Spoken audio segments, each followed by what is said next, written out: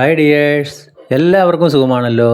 ഇന്നത്തെ നമ്മുടെ റെസിപ്പി പാവയ്ക്ക വെച്ച് ഒരു അടിപൊളി പുളിങ്കറിയാണ്. വറുത്തരച്ച പുളിങ്കറിയാണ്. ചോറിനൊപ്പം കഴിക്കാൻ നല്ല അടിപൊളി ടേസ്റ്റ് ആയിരിക്കും. വീഡിയോ ഇഷ്ടപ്പെട്ട് കഴിഞ്ഞാൽ ഒന്ന് ലൈക്ക് ചെയ്യണേ. ഒരേ ഒരു പാവയ്ക്ക മാത്രം മതി. അതിനായിട്ട് ഞാൻ അവിടെ ഒരു പാവയ്ക്ക എടുത്തിട്ടുണ്ട്. ഇനി നമ്മൾക്ക് വേണ്ടത് അതിലേക്ക് ഒരു വറവിടാനായിട്ട് ഒരു ചീനിച്ചട്ടി അടുപ്പത്ത് വെച്ചു. ഒരു 1.25 സ്പൂണ് വെളിച്ചെണ്ണ ഒഴിച്ചു കൊടുത്തു. അതിലേക്ക് ഒരു സ്പൂൺ മല്ലിയും ഒരു 5 വറ്റൽമുളകും ഒരു 1/2 സ്പൂണ് കുരുമുളകും ഒരു 1/4 മുറി നാളികേരവും ചേർത്തൊന്ന് നമ്മളൊന്ന് വറുത്തെടുക്കണം. ലോ ഫ്ലെയിമിലിട്ട് തന്നെ നമ്മൾക്കൊന്ന് വറുത്തെടുക്കാം. കരിഞ്ഞു പോകാതെ ശ്രദ്ധിച്ചാൽ മതി. ഇനി അതിലേക്ക് ഒരു 1/4 സ്പൂണ് ചെറിയ ജീരകം കൂടി ചേർത്ത് കൊടുത്തിട്ടുണ്ട്. അപ്പോൾ നമ്മൾ ബ്രൗൺ നിറമായി ഏകദേശം വന്നിട്ടുണ്ട്. ഈ ഒരു കളറാവുന്ന സമയത്ത് നമ്മൾക്ക് അതിൻ്റെ ഫ്ലെയിം ഓഫാക്കി കൊടുക്കാം. ഇനി ഇത് ഒരുവിധം ഒന്ന് ചൂടാറിയ സമയത്ത് അരച്ചെടുക്കണം. ഒരല്പം വെളിച്ചെണ്ണ കൂടി ഇപ്പം ഞാൻ ചേർത്ത് കൊടുത്തിട്ടുണ്ട്.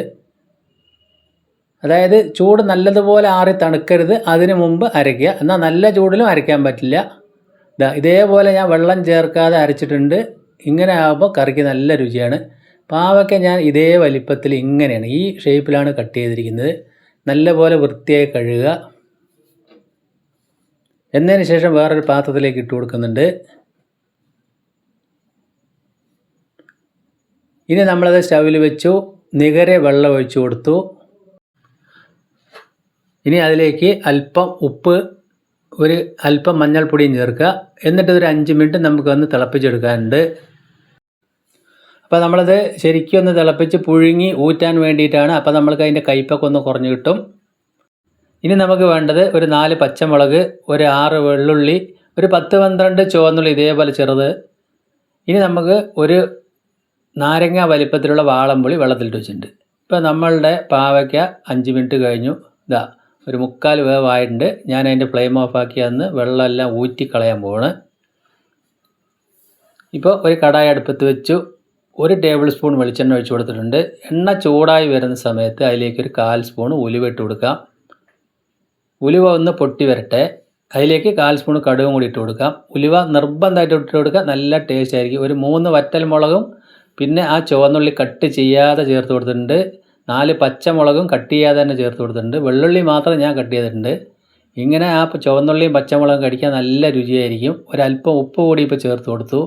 ഇപ്പം ഞാനത് ആ പുളി പിഴിഞ്ഞ വെള്ളവും കൂടി അതിലേക്ക് ചേർത്ത് കൊടുക്കുന്നുണ്ട്. ഇനി അതിലേക്ക് ഒരല്പം മഞ്ഞൾപ്പൊടി കൂടി ചേർക്കുന്നുണ്ട്.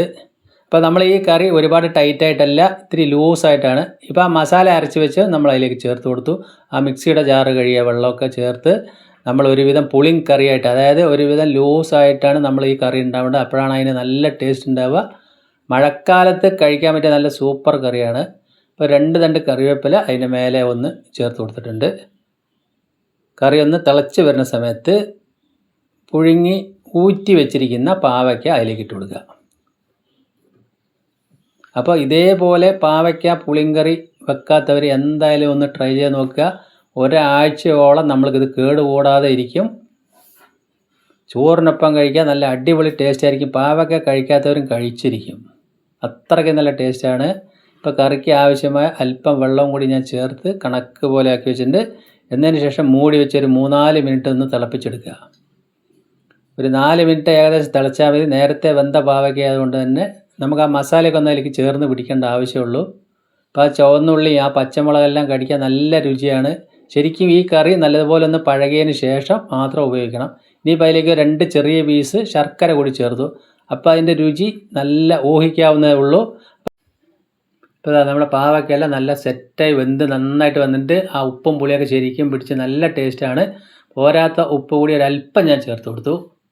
അപ്പോൾ അടിപൊളി പാവയ്ക്ക കറി ഇവിടെ സെറ്റായി വന്നു. അതിൻ്റെ ഫ്ലെയിം ഓഫ് ആക്കി ശരിക്കും ചൂടാറിയതിന് ശേഷം മാത്രം നമ്മൾ ഉപയോഗിക്കുക. ഇതേപോലെ അടച്ച് വയ്ക്കുക. ഒരല്പം തുറന്നിട്ട് ആവിയൊക്കെ പോയി ചൂടാറിയതിന് ശേഷം ഞാനിത് ഉപയോഗിക്കുന്നുണ്ട്. ഇതാണ് ഇതിൻ്റെ പരുവം. നമുക്ക് വേണമെന്നുണ്ടെങ്കിൽ ഇത് കുറച്ചുകൂടി ടൈറ്റ് ആക്കാവുന്നതേ ഉള്ളൂ. പക്ഷേ ഇങ്ങനെ കഴിക്കുന്നതാണ് ഒഴിച്ചുകറിക്ക് നല്ല രുചി ഉണ്ടാവുക, പുളിങ്കറി. ഞാനത് വേറെ ബൗളിലേക്ക് ഭാഗത്തേക്ക് കാണിച്ചു തരാം. അപ്പോൾ എൻ്റെ വീഡിയോ നിങ്ങൾക്ക് എല്ലാവർക്കും ഇഷ്ടപ്പെട്ടെന്ന് വിശ്വസിക്കുന്നു. ഇഷ്ടപ്പെട്ട് കഴിഞ്ഞാൽ ഒന്ന് ലൈക്ക് ചെയ്യുക. ആദ്യമായിട്ട് കാണുന്നവർ ഒന്ന് സബ്സ്ക്രൈബ് ചെയ്യണേ. ഇന്നിപ്പോൾ ചോറിൻ്റെ കൂടെ ഈ പാവയ്ക്ക കറി മാത്രമാണ്. സൂപ്പറായില്ലേ? വീണ്ടും നല്ല വീഡിയോയുമായിട്ട് കാണാം. താങ്ക്